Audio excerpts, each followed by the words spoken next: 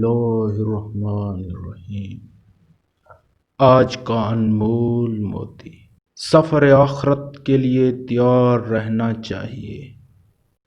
علامہ ابن جوزی رحمۃ اللہ فرماتے ہیں، ہر ذی ہوش کے لیے ضروری ہے کہ سامان سفر تیار رکھے، کیونکہ اسے یہ خبر نہیں کہ کب اس کے پاس موت کا پیغام آ جائے، اور وہ اس سے ناواقف ہے کہ کب بلایا جائے۔ میں نے بے شمار لوگوں کو دیکھا کہ شباب نے انہیں دھوکہ میں مبتلا رکھا اور وہ اپنے ساتھیوں کی موت کو بھول گئے، اور لمبی لمبی آرزوؤں نے غفلت میں ڈال دیا۔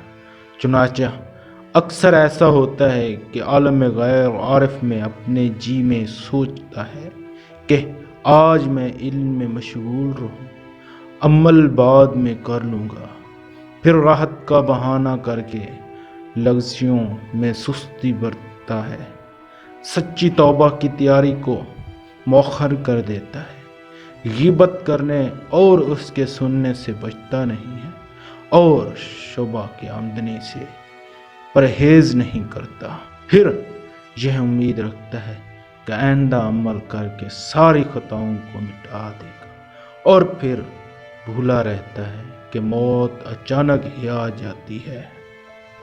پس سمجھدار وہی ہے جو ہر موقع کے واجبات ادا کرتا رہتا ہے، تاکہ اگر موت اچانک آ جائے تو اسے تیار پاوے، اور اگر اپنی آرزوؤں کے مطابق تقدیر باقی رہے تو نیکیوں میں اضافہ کرتا رہے۔